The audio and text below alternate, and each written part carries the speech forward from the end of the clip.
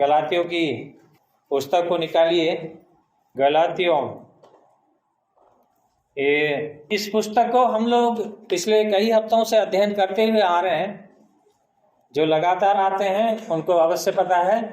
गलातियों 4 अध्याय का 12 पद से आगे हम अध्ययन करेंगे। 4 अध्याय का 12 पद से लेके 31 पद तक मैं कोशिश करूंगा इस खंड को आज समाप्त करना, 4 अध्याय का।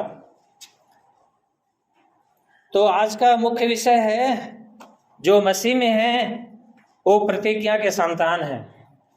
अर्थात जो मसीह में, यीशु मसीह में है वो क्या है? प्रतिज्ञा के संतान है।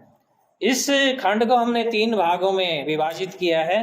पहला खंड है 12 से लेके 16 पद तक, 12 से लेके 16 पद तक, जिसमें पौलुस का व्यक्तिगत जो अपील है उसके बारे में है। दूसरा खंड है 17 से लेके 20 पद में, जहां पौलुस पिता की तरफ प्रेम करता है और उसकी बातें सुनने के लिए आग्रह करता है। तीसरा खंड है 21 से लेके 31, ये थोड़ा लंबा खंड है, परंतु इसमें पौलुस पुराना नियम से इसहाक और इस्माइल, सिनाई और शियोन के बीच के अंतर को दिखाता है। इन विषयों का हम लोग अध्ययन करेंगे। इस विषय में जाने से पहले मैं थोड़ा सा आपको पिछले हफ्ते जो हमने देखा था उसको थोड़ा सा दोहरा दूं, क्योंकि पिछले हफ्ते में भी हमने देखा था कि पौलुस व्यवस्था और अनुग्रह के विषय में, व्यवस्था हमें दासत्व में रखता है, मगर परमेश्वर का अनुग्रह के द्वारा हम परमेश्वर के पुत्र और परमेश्वर के पुत्रियां हैं, हम उसकी संतान हैं। अनुग्रह के द्वारा, यीशु मसीह के द्वारा हम इस विषय को जानते हैं। इस विषय को हमने सीखा था। आज आइए हम इस खंड को हम देखेंगे। पहला खंड है 12 से लेके 16 पद तक, पौलुस का व्यक्तिगत अपील, व्यक्तिगत रूप में जो अपील कर रहा हो उसके विषय को हम देखेंगे। इसमें इस तरह से लिखा है, हे भाइयों, मैं तुमसे विनती करता हूं कि तुम मेरे समान बन जाओ, क्योंकि मैं भी तुम्हारे समान बन गया हूं। तुमने मेरा कुछ नहीं बिगाड़ा। तुम जानते हो कि मैं पहली बार किसी शारीरिक अस्वस्थता के कारण ही तुम्हें सुसमाचार सुना सका, पर तुमने मेरी शारीरिक दशा को, जो तुम्हारी परीक्षा का कारण थी, तुच्छ न जाना और न ही उससे घृणा की, परंतु तुमने मुझे परमेश्वर के दूत वरन स्वयं मसीह यीशु की तरह ग्रहण किया। अब तुम्हारे आनंद की वो भावना कहाँ गई? इस बात का मैं साक्षी हूं कि यदि संभव होता तो तुम अपनी आंखें तक निकाल कर मुझे दे देते। क्या सच बोलने के कारण मैं तुम्हारा शत्रु बन गया हूं? पौलुस इस खंड में बहुत अद्भुत विषय लेके बात करते हैं। सबसे पहले तो पौलुस कह रहे हैं, तुम मेरे समान बन जाओ। ध्यान से सुनिएगा, तुम मेरे समान बन जाओ। पौलुस कहते हैं तुम मेरे समान बन जाओ। ये शब्द बड़े अजीब से लग सकते हैं कुछ लोगों को।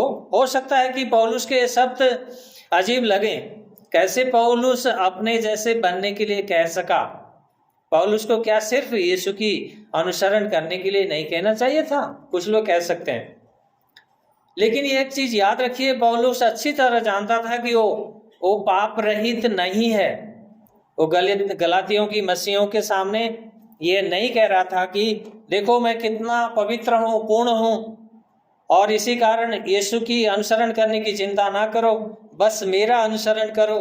परंतु पौलुस चाहता था कि वे लोग उसी प्रकार यीशु का अनुसरण करें जिस प्रकार वो यीशु का अनुसरण करता था। देखिए, हम पूरे खंड में जितने भी नए नियम में पत्रियां लिखी गई हैं, यह सुसमाचार से लेकर सारे जो खंड हैं, पौलुस को छोड़ करके किसी भी लेखक ने, किसी भी परमेश्वर के दास ने ये नहीं कहा कि तुम मेरा अनुसरण करो, तुम मेरा अनुसरण करो। बहुत अद्भुत विषय है ये, क्योंकि वो कह सका। क्योंकि उसने जाना यीशु के पीछे चलना क्या होता है, यीशु का अनुसरण करना क्या होता है। क्योंकि मेरा अनुसरण करो बोलने का मतलब ये नहीं है कि देखो मैं पवित्र हूँ, मैं बहुत महान प्रेरित हूँ और मैं सब कुछ हूँ, आप मेरे अनुसरण करो। भाई यीशु के अनुसरण करने से अच्छा आप मेरे अनुसरण करो और बाद में यीशु का अनुसरण हो जाएगा, वो ऐसा शिक्षा नहीं दे रहा है। वो कह रहा है कि देखो, मैंने जिस प्रकार यीशु के पीछे मैं चल रहा हूं, मैंने जिस तरह से मैंने यीशु का अनुसरण किया है, ठीक उसी तरह आप भी क्या करो, यीशु के अनुसरण करो, यीशु के पीछे चलो। वो सिखा रहा है, एक एग्जाम्पल के द्वारा, अपने जीवनों के द्वारा वो दिखा रहा है। दूसरी बात वो क्या कहता है, क्योंकि मैं भी तुम्हारे समान बन गया हूं।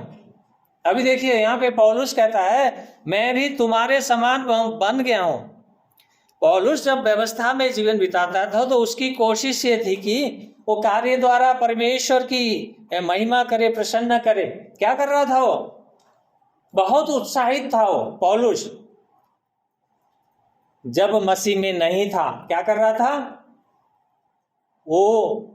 अपने पंथ के लिए, यहूदी धर्म के लिए, व्यवस्था के लिए क्या कर रहा था? लोगों को, मसीहों को सताने में बहुत उत्साहित था, मसीहों के जीवन को लेके जेल में डालने के लिए उत्साहित था। वो सोच रहा था मैं क्या कर रहा हूं, मैं परमेश्वर की कार्य कर रहा हूं, परमेश्वर को खुश कर रहा हूं, क्योंकि मैं ठीक कर रहा हूं, मैं मूसा की व्यवस्था को पालन कर रहा हूं, मैं सही हूं, मैं सबसे बेस्ट हूं। उसके जीवन में ये बातें थी। लेकिन उसने जाना जब यीशु ने उससे बातें की। आप सब उस खंड को जानते हैं। दमिश्क के रास्ते में जब जा रहा था, मसीह लोगों को पकड़ के घसीट करके लाने के लिए, तभी यीशु मसीह से उसका इनकाउंटर हुआ। यीशु मसीह ने उससे बात किया। जब उसने प्रकाश दिया, उसके जीवन में डाला, तो पूर्ण रूप से ऊपर क्या हुआ? परिवर्तन हो गया। उसका जीवन पूरा आमूल परिवर्तन हो गया। इसीलिए वो क्या कहता है, देखो मैं भी क्या था, तुम्हारे समान मैं बन गया था, लेकिन क्या करो अभी तुम मेरे समान बन जाओ। अर्थात कहने का अर्थ, मैं पहले कैसा था मेरा जीवन अच्छी तरह से जानते हो, तो अभी मैं तुम्हारे समान बन गया हूं। अर्थात कहने का अर्थ है मैं व्यवस्था का पालन करने वाला ऐसा एक व्यक्ति था, लेकिन यीशु मसीह के द्वारा अब क्या बन गया हूं? मैं परमेश्वर यीशु का एक अनुयायी बन गया हूं। ये बहुत अनोखी बात है। वो कहता है मैं तुम्हारे समान बन गया हूं, क्योंकि गलातियों के लोगों को जिस तरह प्रकार वो जीवन जी रहे थे वो जानता है अच्छी तरह से। अगर हम कोरिन्थियों के पत्री में देखें, फिर मैं आपके सामने उस बात को रखना चाहता हूं। पहला कोरिन्थी 9 अध्याय में अगर 19 से लेकर 23 पद, उसमें पौलुस क्या लिखना चाहता है? लिखते हैं, मैं यहूदियों के लिए यहूदी बन गया, मैं निर्बलों के लिए निर्बल बना। मेरा जो ये उद्देश्य था ना, लोगों को सुसमाचार के लिए, उनका जीवन में उद्धार का कार्य हो, इसके लिए मैंने क्या किया? मैं जैसे लोग हैं मैं उसी तरह से बनने की मैंने कोशिश की, ताकि क्या करूं? सब लोगों को सुसमाचार सुनाओ, सब लोगों की उद्धार की बातों को सुनाओ, और क्या हो, वो लोग यीशु मसीह की सत्यता को जान के यीशु मसीह के पीछे चलें। इस विषय को लेके वो कहता है, इसीलिए वो कहता है क्योंकि मैं भी तुम्हारे समान बन गया हूं। आगे वो लिखता है, शारीरिक अस्वस्थता के कारण ही तुम्हें सुसमाचार सुना सका। अगर हम प्रेरितों के काम की पुस्तक को ध्यान से पढ़ें तो पौलुस को अपनी पहली मिशनरी यात्रा के दौरान किसी प्रकार की शारीरिक अस्वस्थता के कारण गलातिया क्षेत्र में जाने के लिए मजबूर होना पड़ा था। और जाना कहीं और चाह रहा था, किसी और क्षेत्र में जाने की उन्होंने योजना बनाई थी, लेकिन परमेश्वर ने कुछ ऐसा किया, उसके जीवन में कुछ ऐसी बीमारी या ऐसी बातें आई जिसके कारण उसको गलातिया को क्षेत्र है उसमें उसको जाना पड़ा, जहां उसने उस क्षेत्र में जाके क्या किया? सुसमाचार को सुनाया। अगर प्रेरितों के काम 14 अध्याय का 19 से 20 पद में अगर आप देखते हैं तो देख पाते हैं कि दक्षिणी गलातिया का क्षेत्र अर्थात लूत्रा शहर में उस पर पत्थर मारकर मारने की कोशिश की गई। कई तरह की बीमारियां हो सकती है। देखिए, एक तो हो सकता है लोगों ने पत्थर मार के उसको क्या किया हो, घायल कर दिया, बीमार कर दिया, उस कारण वो वहां पे रुक गया हो। दूसरी बात और भी है, कुछ लोग क्या कहते हैं, कुछ लोग कहते हैं कि ये कोई मलेरिया की बीमारी उसको लग गई थी, कोई कहते हैं नहीं मिर्गी की बीमारी थी, कुछ लोग कहते हैं जैसे उसने कोई दूसरी कुरिन्थी 12:7 में वो लगता है ना, एक कांटा चुभाने वाली, परमेश्वर ने क्या है मेरे जीवन में एक ऐसा कांटा चुभ रखा है जिस कांटे के कारण मैं कई कार्य नहीं कर पा रहा हूं, जिस कारण मैंने प्रभु से 3 बार प्रार्थना किया कि प्रभु मेरी ये बीमारी को चंगाई करो, लेकिन प्रभु ने किया नहीं। प्रभु ने कहा मेरा अनुग्रह तेरे लिए बहुत है। तो वो कांटा वाला चीजें भी हो सकती है। और ये जो शारीरिक अस्वस्थता है, जैसे गलाती 6:11 में पौलुस लिखते हैं, बड़े बड़े अक्षरों में लिखने की बात कहता है पौलुस, बड़ी बड़े अक्षरों में मैं लिख रहा हूं, अपने हाथों से करके लिखते हैं। कुछ लोग कहते हैं, बाइबल टीकाकार कहते हैं, हो सकता है उसकी आंखों में प्रॉब्लम रही होगी, वो ठीक से देख नहीं पा रहा होगा, या कुछ प्रॉब्लम रही होगी जिसके कारण से वो लिखता है कि मैं बहुत बड़े बड़े अक्षरों से अपने हाथ से लिखता हूं। लेकिन जो भी हो, बीमारी जो भी रही हो, कोई भी कारण हो सकता है, हम नहीं जानते, बाइबल इस बारे में पूरा क्लियर नहीं करता, तो हमें उससे ज्यादा फर्क पड़ने वाला नहीं है।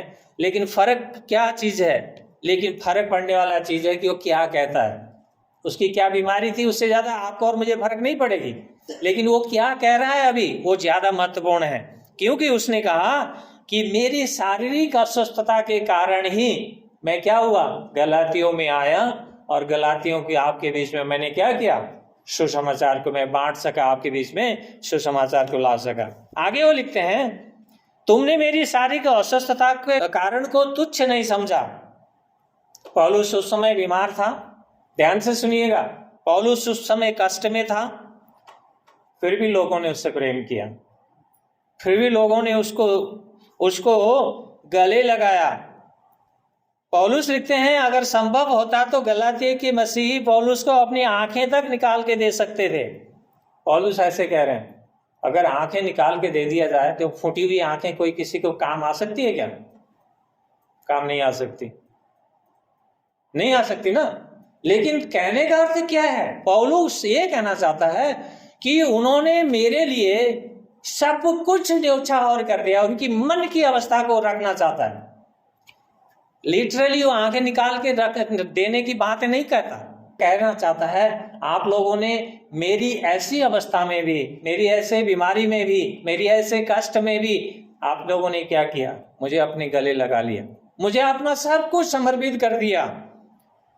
तो यहां पे पौलुस कहना चाहता है, उस समय अगर एक बात देखें, ध्यान से देखें, तो अक्सर क्या कहा जाता है, आज भी लोग कहते हैं, कोई बीमार पड़ जाए, किसी के कोई फिजिकली समस्या हो जाए, लोग क्या कहते हैं, परमेश्वर के विरुद्ध में कोई काम किया होगा, या इसके जीवन में कोई पाप रहा होगा इसलिए बीमारी आई है। अभी भी लोग कहते हैं, कहते कि नहीं कहते, अभी भी कहते हैं, हो सकता है मुंह पे ना कहें लेकिन पीठ पीछे जरूर कहते हुए सुनते हैं।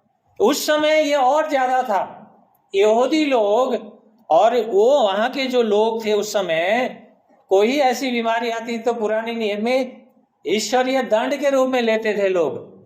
पौलुस कहना चाहता है, देखो आपकी जो संस्कृति, आपकी जो ट्रेडिशन, जो आपकी परंपरा है, उसके अनुसार आपको मुझे ग्रहण करना नहीं चाहिए था। सरल रूप में मैं ऐसे अशक्त था, ऐसे बीमार था, ऐसे कष्ट में था, आप सोच सकते थे, तुच्छ कर सकते थे, अरे ये तो खुद ऐसे बीमार में पड़ा है, ये तो खुद ऐसे अवस्था में है, और ये हमें क्या सुसमाचार सुनाएगा, क्या परमेश्वर की बातें सुनाएगा, क्या हमें ये सिखाएगा, ये खुद पहले मर रहा है।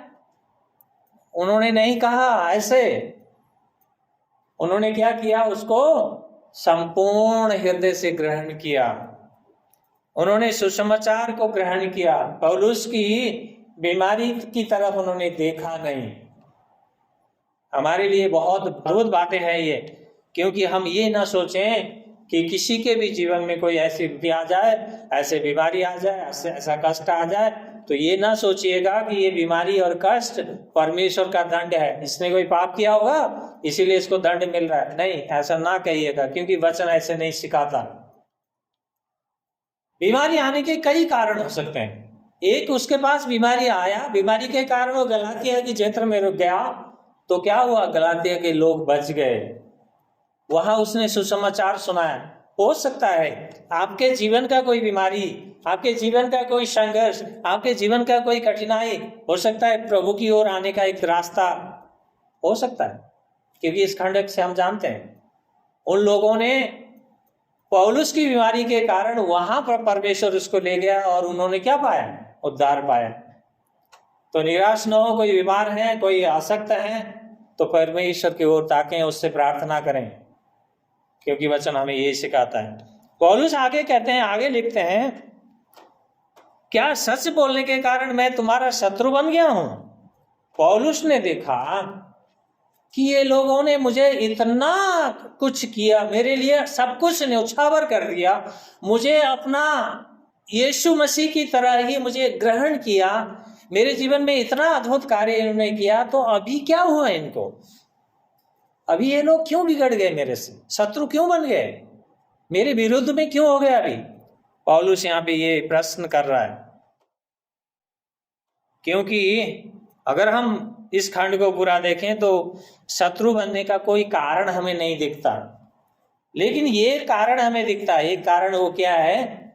इसी गलातियों का 1 अध्याय का 6 से लेके 8 पद मैं आपके बीच में पढ़ूंगा। यहाँ इस तरह से लिखा है, ये कारण हो सकता है। क्या कारण है वो? हम पिछले दिनों में भी उसको देख चुके हैं, आइए फिर से पढ़ते हैं। 6 पद में, मुझे आश्चर्य होता है कि परमेश्वर जिसने तुम्हें मसीह के अनुग्रह से बुलाया, उसे तुम इतने शीघ्र किसी अन्य ही सुसमाचार के लिए त्याग रहे हो। वास्तव में दूसरा सुसमाचार तो है ही नहीं, परंतु कुछ लोग हैं जो तुम्हें विचलित कर रहे हैं और मसीह के सुसमाचार को बिगाड़ना चाहते हैं। परंतु यदि हम या कोई स्वर्गदूत भी उस सुसमाचार के छोड़ जो हमने तुमको सुनाया है, कोई अन्य सुसमाचार तुम्हें सुनाए, तो श्रापित हो। देखिए, पूरे खंड में पढ़े और कोई कारण नहीं दिखता। अगर कोई कारण है तो यही कारण है, क्योंकि लोगों को कुछ यहूदी विश्वास से मसीहत में आए हुए कुछ लोग थे। उन लोगों ने क्या किया? गलातियों के लोगों को भरमा दिया। कैसे? उन्होंने कहा, ठीक है, तुमने यीशु मसीह को पाया, ठीक है, लेकिन तुम्हें क्या करना होगा? व्यवस्था को भी मानना होगा, तुम्हें खतना कराना होगा। बिना व्यवस्था, मूसा के नियम को, मूसा की व्यवस्था को पालन किए तुम संपूर्ण रूप से उद्धार नहीं पा सकते। इस तरह से इनको भटका दिया। यही एक कारण थी जो यहाँ पे पौलुस लिख रहे हैं। क्या सच बोलने के कारण मैं तुम्हारा शत्रु बन गया हूं? सच बोलने के कारण। देखिए, कई बार क्या होता है, हम अपने व्यवहारिक जीवन में भी देखते हैं, अगर हम किसी भाई को या किसी बहन को सच्चाई बताएं, सही मार्ग में आने के लिए उसकी अगुवाई करें, कुछ अच्छी बातें उसके जीवन में हम लाने की कोशिश करें। हो सकता है कुछ जीवन उसका टेढ़ा चल रहा हो सकता है कहीं गड़बड़ी चल रहा हो, हमें दिख रही हो। अगर हम उसको सही मार्ग दिखाने की कोशिश करें तो कई लोग क्या हो जाते हैं? शत्रु बन जाते हैं, विपरीत बातें सोचने लगते हैं, नेगेटिव हो जाते हैं। लेकिन परमेश्वर का वचन वो नहीं सिखाता। ध्यान रखिएगा, हमारी भलाई के लिए है। जो कुछ भी हमारे जीवन में घटता है, जो कुछ भी बातें आती है, जो कुछ भी संदर्भ लेके बात किया जाता है, वो क्या है? हमारी भलाई के लिए, हमारी भलाई के लिए। परमेश्वर कहता है ना, रोमी 8 का 28 में क्या कहता है? विश्वास करने वालों के लिए सब बातें मिलके क्या होती है? भलाई को उत्पन्न करती है। हमारे जीवन में जो कुछ भी घटे, हमारी भलाई होगा उसके पीछे। परमेश्वर अंतर्यामी है, हम तो नजदीक तक का देखते हैं। परमेश्वर हमारी सारी भविष्य को जानता है, परमेश्वर हमारे सारे भूतकाल को जानता है, और परमेश्वर हमारे सारे वर्तमान को भी जानता है। इसीलिए हम उससे कुछ छुपा नहीं सकते। वो सब जानता है किससे भलाई करना है। हमारे जीवन की हर एक कार्यों में कौन से बात है जिसको आने दे के हमारी भलाई होगा, वो करना जानता है। इसीलिए पौलुस अच्छी तरह से जानता है, वो इसीलिए उनके बीच में बात कर रहा है। देखो, तुम मेरे शत्रु मत बनो, मेरे विरोधी मत बनो। मैं क्या कर रहा हूं तुम्हारे बीच में? सच्चाई को, सत्यता को लेके आ रहा हूं। मेरी सत्यता के कारण मेरे शत्रु मत बनो, क्योंकि परमेश्वर है जो सत्य के मार्ग पे आपको ले जाना चाहता है। तो इस खंड से हम लोग जान सकते हैं, हम देख सकते हैं कि हमारे जीवन में कुछ भी घटता है वो हमारी अंततः हमारी भलाई के लिए होता है। ध्यान रखिए, पौलुस बीमार हुआ, वो कष्ट में था, पीड़ा में था, वो कहीं और जाने की योजना बना के चल रहा था, वो मिशनरी यात्रा में, लेकिन परमेश्वर ने उसको क्या किया, उसको गलाती में ले गया। आज अगर देखें तो गलाती क्षेत्र टर्की, उत्तरी टर्की में है ये गलातिया क्षेत्र आज के संदर्भ में अगर देखें। लेकिन जो भी हो, हमें जानना है कि पौलुस जिस तरह से बातें कर रहा है तो ये हमारे लिए भी भलाई उत्पन्न करता है। हमारे जीवन की हर एक पहलू, हमारे जीवन की हर एक कार्य, जो भी हमारे जीवन में परमेश्वर घटने देता है उससे हमारी भलाई ही उत्पन्न होगी, मगर किसके लिए? जो विश्वास करते हैं। ध्यान रखिएगा, यीशु मसीह संपूर्ण मानव सृष्टि के लिए, संपूर्ण जगत के लिए आया, उसने जगत को प्रेम किया, लेकिन बचेगा कौन? सिर्फ वही जो विश्वास करेगा, कहेगा कि मेरा प्रभु तू है, मेरे अधर्म के कारण तो क्रूस में मारा गया, वो ही बचेगा। देखिए, इसीलिए हम लोग आगे दूसरे खंड को देखेंगे 17 से लेके 20 पद में। यहाँ भी पौलुस एक पिता की तरह प्रेम करता है और उसकी बातें सुनने के लिए आग्रह करता है। दूसरा खंड में इस तरह से लिखा है, वे तुम्हें प्रभावित करके मित्र बनाना तो चाहते हैं, परंतु भले उद्देश्य से नहीं। वे तुम्हें मुझसे अलग करना चाहते हैं कि तुम उन्हीं को मित्र बना लो, परंतु यह और भी अच्छा है कि भले उद्देश्य से उत्सुकता पूर्वक मित्र बनाने का प्रयत्न हर समय किया जाए, केवल उसी समय नहीं जबकि मैं तुम्हारे साथ रहता हूँ। हे मेरे बच्चों, जब तक तुम में मसीह का रूप न बन जाए, मैं तुम्हारे लिए प्रसव की सी पीड़ा में हूँ। इच्छा तो ये होती है कि अब तुम्हारे पास आकर और ही तरह से बोलूं, क्योंकि मैं तुम्हारे लिए दुविधा में हूँ। पौलुस अच्छी तरह से जानते हैं कि कुछ झूठे शिक्षक गलातियों के विश्वासियों को झूठ का सहारा लेकर भटका रहे हैं। हमने पिछले खंड में भी देखा था, भटका रहे हैं। कुछ झूठे लोग हैं, उनका उद्देश्य उद्धार के लिए नहीं, परंतु व्यवस्था के बेड़ियों में फिर से जकड़ने के लिए है। उन मसीह लोगों को यीशु मसीह का जो उद्धार का कार्य के कारण जो स्वतंत्र हुए हैं, व्यवस्था के बंधनों से वो छूटे हुए हैं, लेकिन उनको फिर से उन बेड़ियों में जकड़ना चाहते हैं। इसीलिए पौलुस बहुत उत्साहित था जब वो मसीहों को अर्थात चर्च को सता रहा था, परंतु जब उसे यीशु के द्वारा प्रकाशन मिला तो उसे मालूम हुआ कि उसकी सारी उत्साह बेकार थी। तब वो पश्चाताप करता है। तब क्या कहता है वो? 1 कुरिन्थी 15:9 में कहता है, मैंने कलीसिया को सताया था। वो स्वीकार करता है कि वो सबसे बड़ा पापियों में से वो क्या है? सबसे बड़ा पापी वो है। तो कहने का अर्थ ये है, पौलुस गलातियों के लोगों को बहुत प्रेम करता है। कुछ लोग जो आकर के उसको भड़का करके उसको क्या कर रहे हैं? उसके विरुद्ध में खड़ा कर रहे हैं, विरोधी कार्य कर रहे हैं। तो उसी विषय में पौलुस बात कर रहा है। पौलुस गलातियों के लोगों को बच्चों की तरह मानता है। जैसे पहले हमने देखा था 3:1 में, गलातियों को 3:1 में क्या लिखा था? हे निर्बुद्धि गलातियों करके उनको डांट भी लगाता है पौलुस। निर्बुद्धि, हे निर्बुद्धि, हे मूर्ख गलातियों, ऐसे भी डांट लगा रहा है। लेकिन यहाँ पे क्या कहता हो? मेरे बच्चों कहता है, मेरे बच्चों। तो पौलुस जानता है, उस परिस्थिति में पौलुस को लगा कि उन लोगों को फिर से यीशु के पास लाना होगा। वो लिखता है प्रसव की सी पीड़ा, प्रसव की पीड़ा।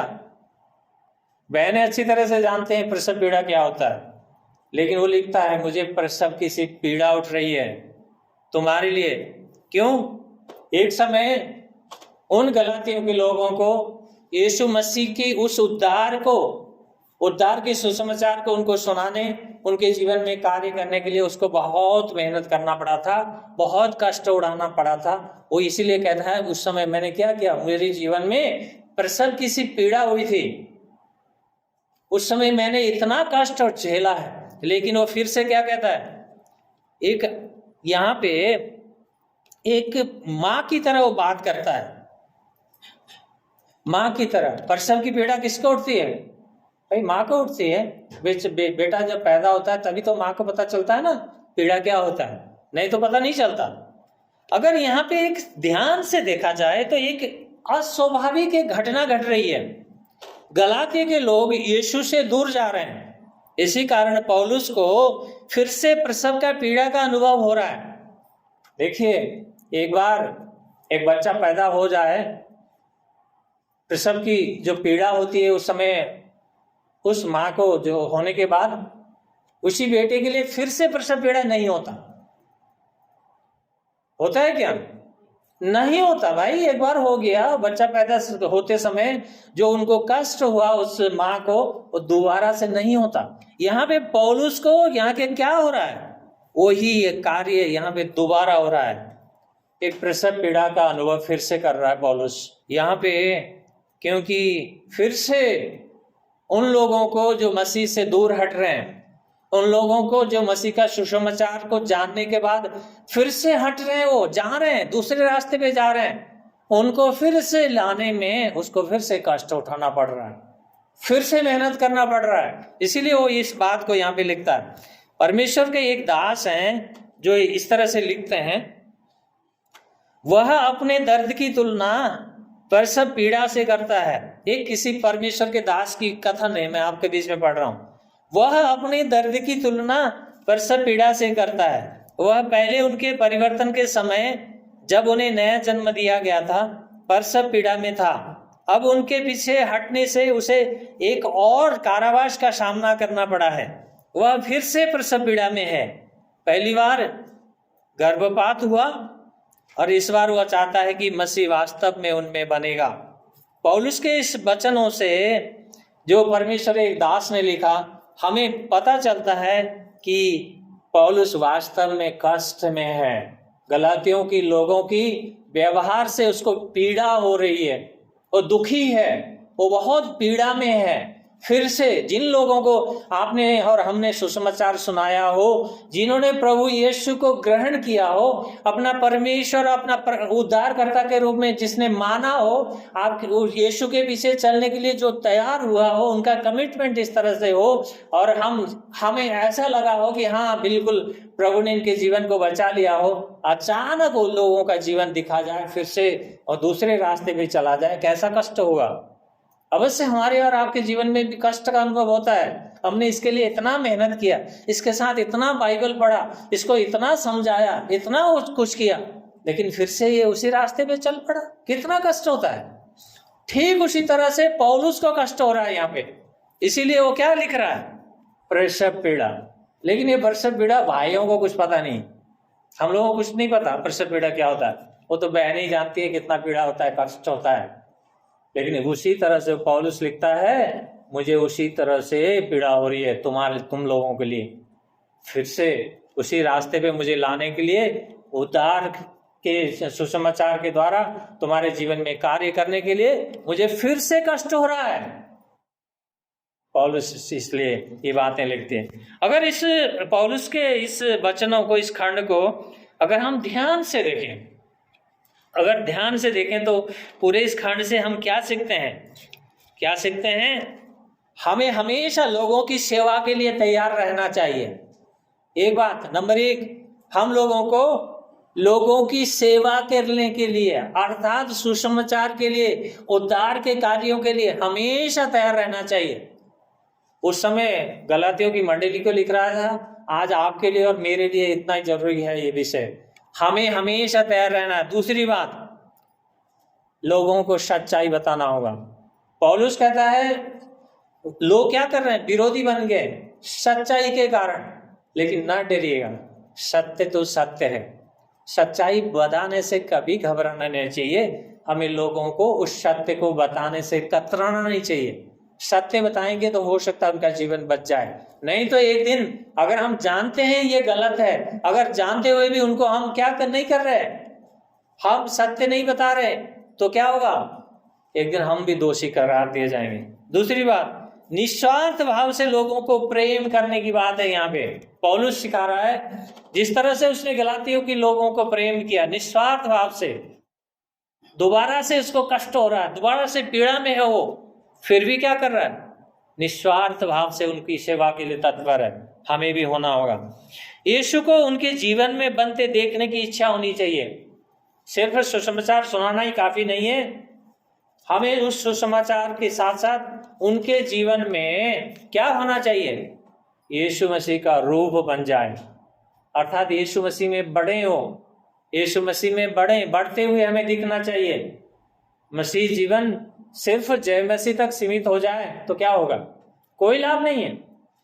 हमारा जीवन दिन प्रतिदिन हम उस पवित्रता में एक बढ़ने का जीवन है। प्रभु यीशु को हमने अपना प्रभु और परमेश्वर करके ग्रहण किया, हमने पापों से पश्चाताप करके उद्धार पाया, उसके बाद क्या होता है, हमारा जीवन कंटिन्यूअस क्या है, पवित्रता में बढ़ने का जीवन। हमारा संघर्ष क्या है, हम एक एक कदम दिन प्रतिदिन हम पवित्रता में हमें बढ़ना है।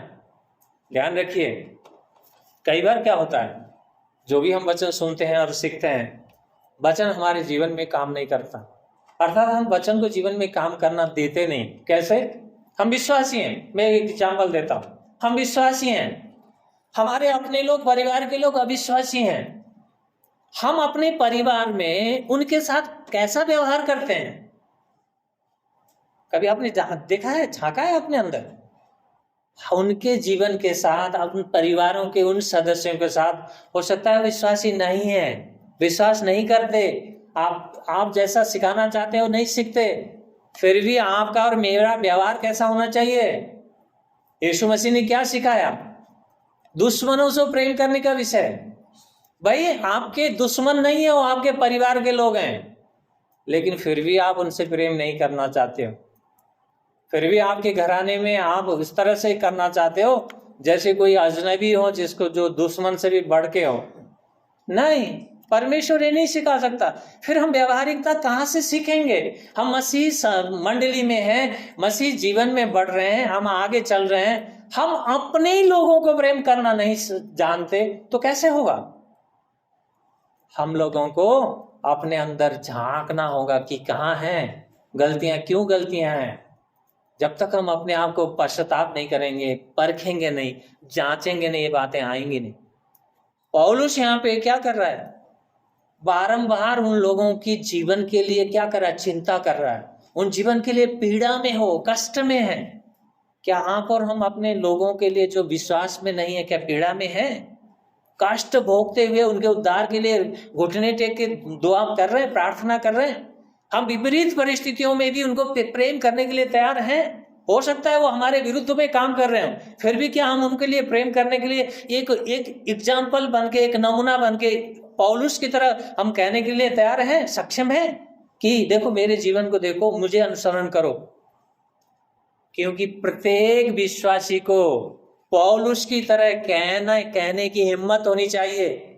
अविश्वासियों के पास, उन लोगों के पास जिनके पास यीशु का सुसमाचार नहीं है, जिन्होंने यीशु को ग्रहण नहीं किया, नहीं जाना, हम अपने जीवनों से दिखाएं एग्जाम्पल के रूप में। सबसे पहले तो हम अपने परिवार के बीच, अपने लोगों के बीच में दिखाएं कि हाँ, मैं इनके इतने विरुद्ध में बातें करती हूँ, इतना विरुद्ध में काम करती हूँ, फिर भी ये मुझसे ही प्रेम करते हैं। लोग कहें ना, तभी तो एग्जाम्पल होगा।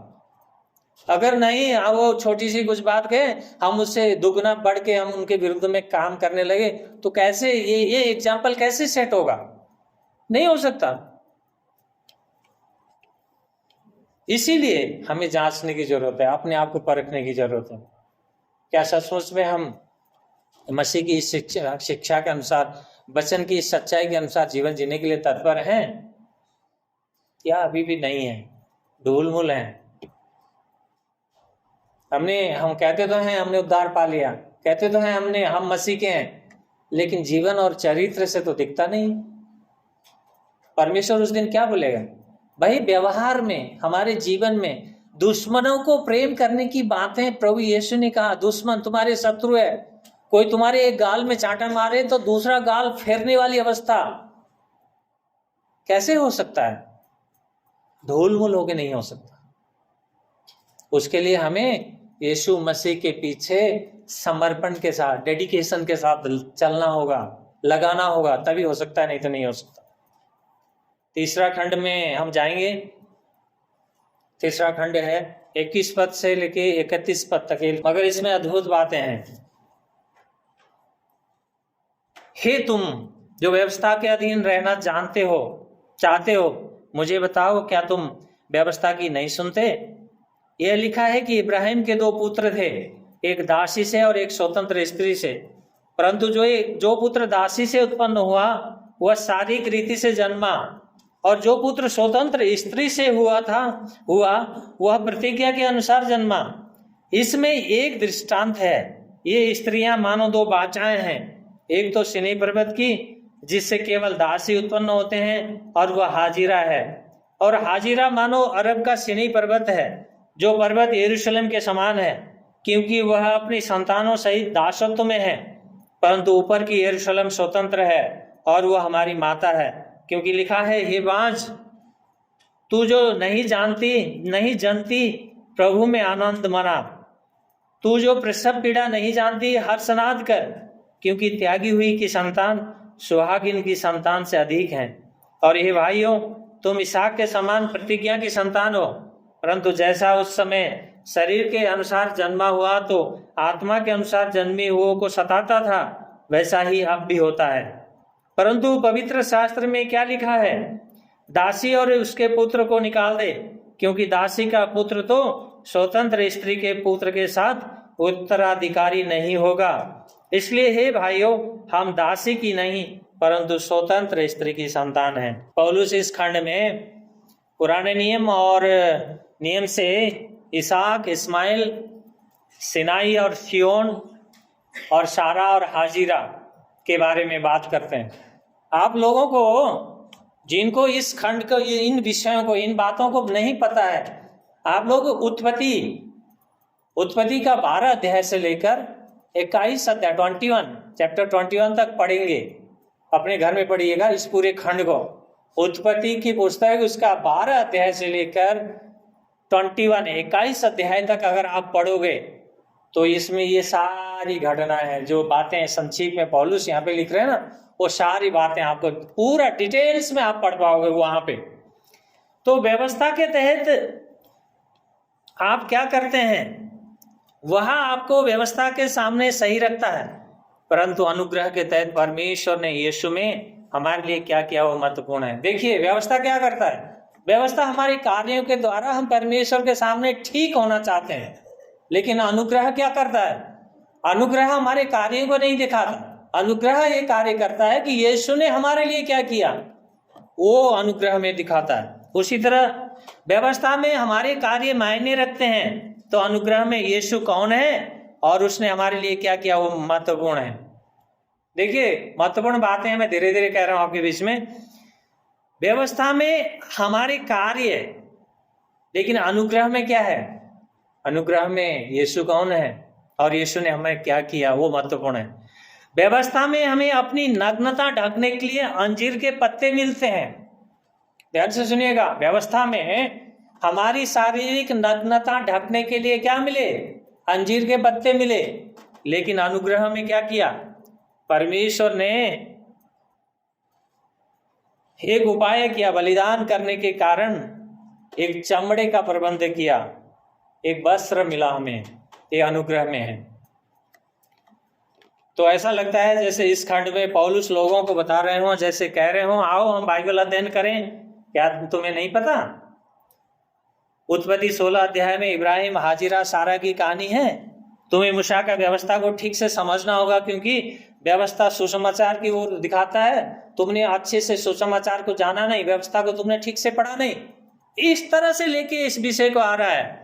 लेकिन गलातियों के लोग, जो व्यवस्था के मानने वाले लोग थे, गलातियों के लोगों को समझा रहे हैं। क्या समझा रहे हैं? कि वे अब्राहम के संतान हैं, इस कारण धन्य है। पौलुस क्या कहना चाहता है?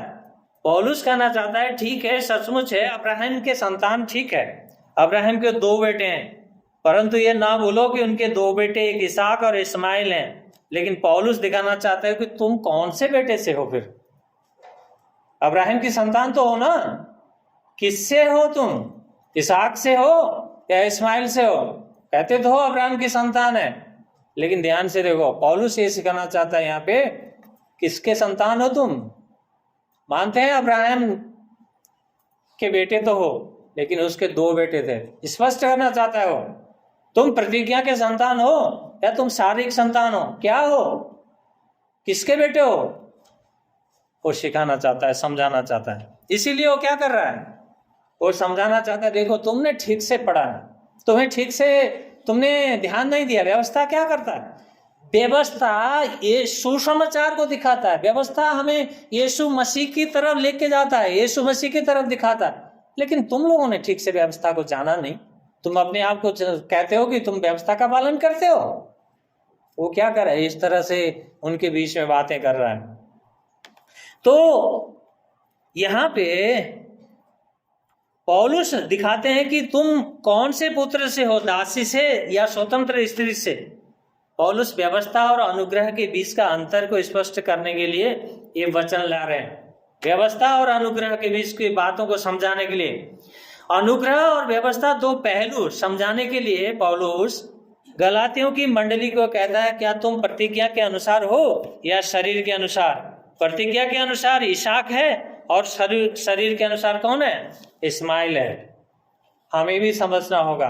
अगर हम कहते हैं हमें परमेश्वर ने इब्राहिम की संतान बना दिया विश्वास के द्वारा, लेकिन ध्यान रखें इब्राहिम के 2 संतान थे, 2 पुत्र थे। कौन से पुत्र की तरफ हैं हम? इस्माइल की तरफ या इसहाक के साथ हैं? प्रतिज्ञा की तरफ हैं या शारीरिक अवस्था में है, शारीरिक के संतान है? यह हमें सीखने की जरूरत है। दूसरी बात उन्होंने कहा, पौलुस ने क्या कहा? सीनै पर्वत की बात करता है। सीनै पर्वत जहां परमेश्वर ने मूसा को व्यवस्था दिया था। आप निर्गमन की पुस्तक उसका 19 और 20 अध्याय पढ़ें। वहां पे परमेश्वर ने जो मूसा को व्यवस्था दिया था सीनै पर्वत पे, वो सारी बातें वहां पे आपको दिखाई देंगी, आप जान पाओगे। ये वाचा बंधन को जन्म देती है। यह हाजिरा से जुड़ी है जिसने इस्माइल को जन्म दिया, जो शरीर के अनुसार है।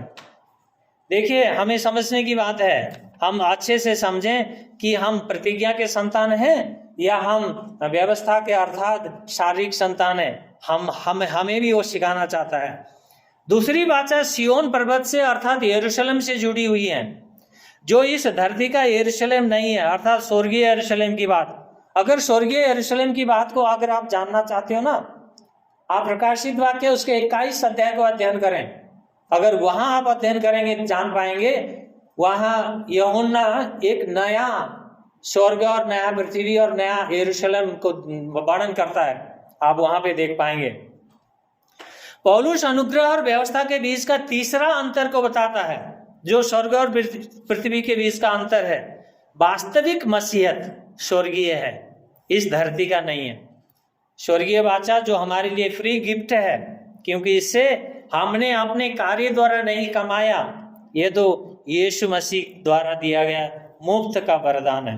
दूसरी बात देखिए, बहुत ही गंभीर विषय है, हमें जानना है हम स्वर्गीय हैं या हम इस पृथ्वी के हैं। क्योंकि परमेश्वर उस प्रेरित पौलुस के द्वारा पुराने नियम को समझा रहा है।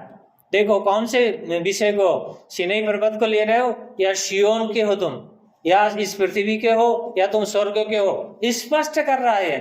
बातें बहुत है इसके अंदर, मैं आपको संक्षेप में इस विषय को समझाना चाह रहा हूं। दूसरी बात, हमारी माता कहता है वो, इस स्वर्गीय प्रतिज्ञा के अनुसार हम सब विश्वासी सारा के पुत्र हैं, पुत्रियां हैं। प्रत्येक विश्वासी जो नया जन्म पाता है एक चमत्कार है। अगर यहाँ देखें, इसहाक का जन्म के बारे में आप लोग पढ़ें। इसहाक का जन्म, परमेश्वर एक चमत्कारिक रूप से उसका जन्म करता है। क्योंकि अब्राहम जब 99 साल का हो गया है और सारा 90+ की हो गई है, विज्ञान के रूप से या हमारी मानवीय दृष्टिकोण से एक बच्चा होना असंभव विषय है। क्यों? क्योंकि सारा का मासिक धर्म भी बंद हो चुका है। आप सोचिए, क्या ऐसी अवस्था में सारा गर्भवती होकर बच्चा पैदा कर सकती है? मानवीय दृष्टिकोण से असंभव विषय था, इम्पॉसिबल। लेकिन परमेश्वर ने क्या किया? परमेश्वर ने उसको प्रतिज्ञा किया था। जब अब्राहम 75 साल का था तब प्रतिज्ञा किया था उसने। लेकिन उस प्रतिज्ञा को क्रियान्वित करने में परमेश्वर ने कितने साल लगा दिए? 25 साल और इंतजार करना पड़ा अब्राहम और सारा को। उसके बाद 100 साल का हो गया था वो। 100 साल के बुढ़ापे में परमेश्वर ने प्रतिज्ञा द्वारा जो उसको कहा था मैं एक पुत्र दूंगा, सचमुच में दिया। उसके लिए असंभव कुछ नहीं है। देखिए, आपके और मेरे जीवन में कुछ ऐसे विषय हो सकते हैं, कुछ ऐसी बातें हो सकते हैं, हमें लगता हो कि ये मेरे लिए असंभव है, मैं कैसे करूं, कैसे संभालूं, कुछ नहीं दिख रहा है, सारे दरवाजे मुझे ऐसे लगते हैं जैसे बंद हो गए हो, सब लगता है सब कुछ खत्म हो गया, फिनिश। लेकिन ना भूलें, एक परमेश्वर जिसके ऊपर आपने भरोसा और विश्वास रखा है, वो परमेश्वर आश्चर्य कर्म करने वाला परमेश्वर है। वो परमेश्वर आपको और मुझे ऐसे ही छोड़ने वाला परमेश्वर नहीं है। वो परमेश्वर कभी त्यागने वाला नहीं है। इसीलिए वो ये बातें कहता है आपके और मेरे बीच में रखा है। वो पुराने नियम से पौलुस समझा रहा है। देखो, हमें इस्माइल के संतान हम नहीं हैं, वो ये बताना चाहता है। हम इसहाक के द्वारा, हम प्रतिज्ञा के पुत्र हैं, हम सारा के पुत्र हैं। अब देखिए यहां पे शरीर के अनुसार जो उत्पन्न हुआ उसने प्रतिज्ञा अर्थात आत्मा के अनुसार जो उत्पन्न हुआ उसे सताया करके लिखता है पौलुस। आज भी तो लोग सता रहे हैं, नहीं सता रहे हैं क्या? आप कितने न्यूज देखते हो, कितने समाचार पत्रों में आता है, कितने लोगों को सताया जा रहा है आज, कितने पास्टरों को, कितने विश्वासियों को, कितने प्रभु के अनुयायियों को आज सताया जा रहा है। कौन सता रहा है? वो इस्माइल की संतान। ध्यान रखिएगा, पौलुस ये दिखाना चाहता है उस समय जब 90 साल की सारा गर्भवती होती हो सकती है, ध्यान रखिए, जिसका मासिक धर्म बंद हो चुका हो, वो गर्भवती होके पुत्र जन्म सकती है, तो आपके और मेरे जीवन में अद्भुत कार्य परमेश्वर कर सकता है। ना भूलिएगा, परमेश्वर अद्भुत कार्य करने के लिए सक्षम है। जब वो पुत्र जन्मा, वो हाजिरा कहाँ की थी? मिस्र की थी, दासी थी अब्राहम की। उसी के द्वारा जो पुत्र हुआ, वो पुत्र क्या कर रहा है? उस प्रतिज्ञा के पुत्र इसहाक को सता रहा है। आप बहन ने जो आज पढ़ा 21 अध्याय है, उत्पत्ति उसका 21 अध्याय, उसको ध्यान से पढ़िएगा, वहां यही बात लिखा है। वो सताता था उस समय, ठट्ठों में उड़ा रहा था उसको। लेकिन मित्र, आज भी तो सता रहे हैं, आज भी तो ये बातें हो रही हैं। उस समय गलातियों की लोगों को क्या कर रहे थे? वो लोग सता रहे थे, गलातियों की मंडली को लोग सता रहे थे। इसीलिए उनको क्या कर रहा था पौलुस?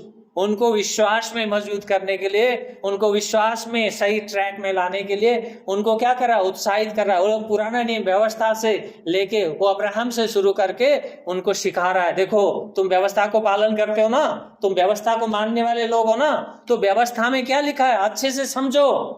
तुम इस्माइल की संतान नहीं हो, तुम इसहाक की संतान हो, ये ना भूलो। इस तरह वो क्या कर रहा है? उनको समझा रहा है, सिखा रहा है, ताकि क्या हो, अवश्य वो लोग समझ जाएं। सतावट की अगर बात करें,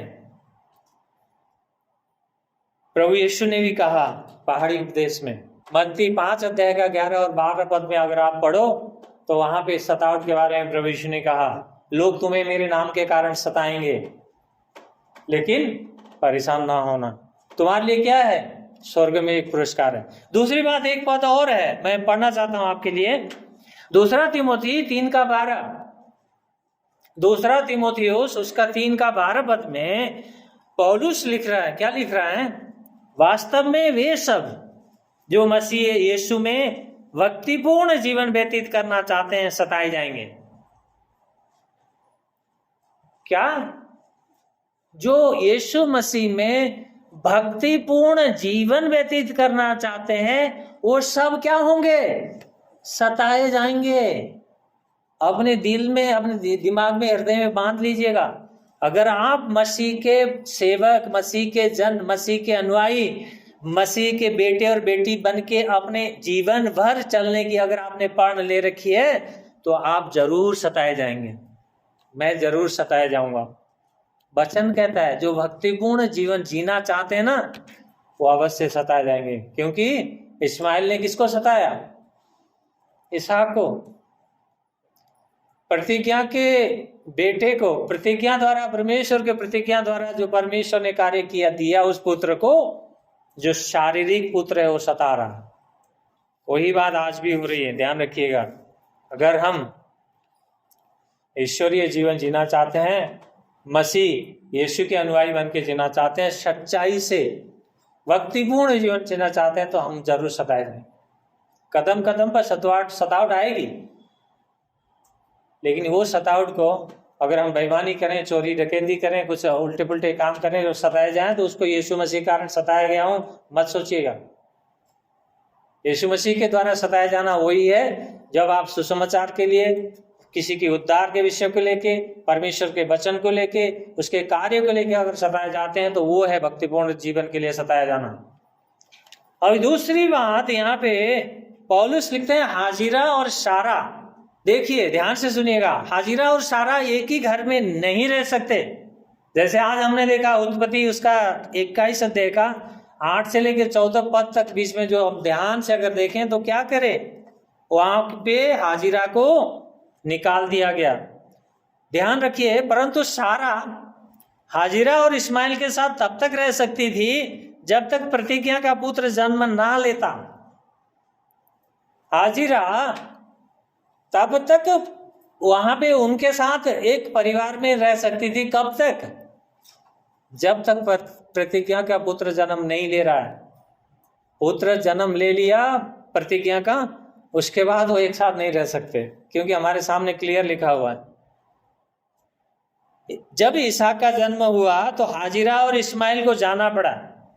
जब तक यीशु नहीं आए व्यवस्था के साथ रह सकते थे, परंतु जैसे ही यीशु का सुसमाचार स्पष्ट हुआ तो व्यवस्था को जाना ही था। पौलुस ये बातें सिखाना चाहता है। हाजिरा और इस्माइल और सारा और इब्राहिम एक ही घर में थे पहले। जब तक परमेश्वर ने प्रतिज्ञा के पुत्र इसहाक को नहीं भेजा तब तक सब ठीक चल रहा था। जैसे ही परमेश्वर ने अपनी प्रतिज्ञा को पूरा किया, उनके बीच में पुत्र को भेजा, क्या हुआ भाई? प्रतिज्ञा का पुत्र को शारीरिक पुत्र क्या करने लगा? सताने लगा। परमेश्वर के जन को संसार के लोग क्या करते हैं? सताते हैं। वही काम हुआ। तब वो एक साथ रह सकते थे क्या? नहीं। तभी तो परमेश्वर ने हाजिरा को और उसके पुत्र इस्माइल को क्या किया? उस घर से निकाल दिया। जाओ, क्योंकि अभी यहाँ पे क्या है? परमेश्वर के प्रतिज्ञा का पुत्र है। तो इसमें से जिस तरह से हमने देखा संसार इस्माइल और इसहाक को, इस संसार का इस्माइल इसहाक को सताएगा ही, परंतु ये न भूलें हमारी विरासत को नहीं छीन सकता। इस संसार का इस्माइल सताएगा जरूर इसहाक को, लेकिन हमारी विरासत, हमारा जो हृदय के अंदर है बैठा हुआ है यीशु मसीह, उसको कोई नहीं छीन सकता। हमें मार सकता है बेशक, हमारी इस शरीर को नाश कर सकता है, लेकिन जिस उद्धार को, जिस आशा को, जिस अनंत जीवन की उस भरोसा को आपके और हमारे जीवन में यीशु मसीह के द्वारा मिला है, उसको कोई नहीं छीन सकता।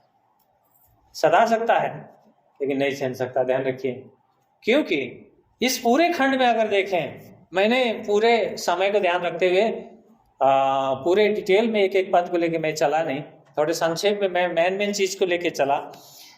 तो यहाँ पे मेरे पास आपके लिए प्रश्न है, 3 प्रश्न है मेरे पास। प्रश्न क्या है? आप प्रतिज्ञा के अनुसार हैं कि व्यवस्था के अनुसार हैं? नंबर 1, अपने आप को जांचिएगा, क्या आप प्रतिज्ञा के अनुसार हैं या आप व्यवस्था के अनुसार हैं? नंबर 2, आप पुत्र और पुत्रियां हैं या अभी भी आप दासत्व में हैं, दास हैं? 3 है, आप स्वतंत्र हैं या अभी भी दासत्व के बंधनों में हैं? आप अभी भी दासत्व के बंधनों में जकड़े हुए तो नहीं है, या अभी स्वतंत्र हैं? ये आपके लिए 3 प्रश्न हैं। अपने आप को अपने जीवन में रखिएगा, मनन करिएगा। मेरे जीवन में कुछ बातें जो घटती हैं, मैं उन्हें स्मरण करता हूँ, मैं आपके बीच में रखना चाहता हूँ। एक बहन, ध्यान रखिए, इसलिए मैं कह रहा हूँ, बहनों का जीवन भी बहुत महत्वपूर्ण है, भाइयों के उतना ही महत्वपूर्ण है। एक बहन जिसके द्वारा मैंने सुसमाचार सुना, ये 95 में जम्मू की बात है, जब JNK में मेरी ड्यूटी थी, मैं वहाँ पे तैनात था, उस दौरान एक बहन ने मुझे सुसमाचार सुनाया, यीशु के बारे में बताया। और उस दिन अगर वो यीशु के बारे में, यीशु का सुसमाचार मुझे नहीं बताती, अगर नहीं सुनाती, तो हो सकता था मेरा जीवन नहीं बचता, मैं नरक में गया होता। लेकिन इसीलिए वो बहन अभी तक, इतने साल हो गए, अभी तक हमारे अच्छे संबंध हैं और मेरी बड़ी बहन की तरह है वो आज। जब कभी मैं फोन करता हूं तो मैं फोन में बात करते करते रोने लगती है। रोती कैसे है पता है? मेरे अपने भाइयों ने तो प्रभु को ग्रहण नहीं किया, लेकिन तूने, जो मैंने तुझे सुसमाचार सुनाया यीशु का, तूने प्रभु को ग्रहण किया, सच्चे मायने में तो मेरा अपना भाई तो तू ही है, करके वो रोती है, आज भी रोती है और मुझे भी रुलाती है, मैं भी रोता हूं उसके साथ। मेरा कहने का तात्पर्य यह है कि आपका जीवन बहुत महत्वपूर्ण है। किसी के जीवन में अगर आपके कारण किसी को उद्धार मिल जाए, सुसमाचार किसी के जीवन में निवेश हो जाए, कितनी बड़ी बात है। तो इसीलिए जहां कहीं प्रभु अवसर देता है, उस अवसर को पकड़ लें, उस अवसर को ना घुमाएं यीशु के लिए। क्योंकि यीशु मसीह कहता है ना कि इस संसार में अगर तुम मेरे लिए, मेरे सुसमाचार के लिए लज्जित होगे, तो स्वर्ग में मैं पिता के सामने तुम्हारे लिए लज्जित होऊंगा। वो अवसर ना दें, क्योंकि ये बहुत महत्वपूर्ण है। मुझे उस बहन का वो बात बार बार याद आता है, मैं स्मरण करता हूँ, क्योंकि मैं ही नहीं बचा, मेरे पीछे और भी बहुत से लोग बचाए गए। सिर्फ वो उसके कारण से, प्रभु ने उसके जीवन में जो कार्य किया, उसके कारण ये सब हो सका। इसीलिए मैं आप सबसे यही रिक्वेस्ट करूंगा, जब कभी प्रभु आपके जीवन में अवसर देता है, उस कार्य को अवश्य करें। भाई, जिस ज्योति को आपने पाया है, जिस अंधकार से आप निकले हैं, जिस ज्योति को आपने जाना है, उस ज्योति को दूसरे को भी दें, ताकि वो उस अंधकार से वो भी बाहर निकलें। ठीक है, तो आइए हम प्रार्थना करें।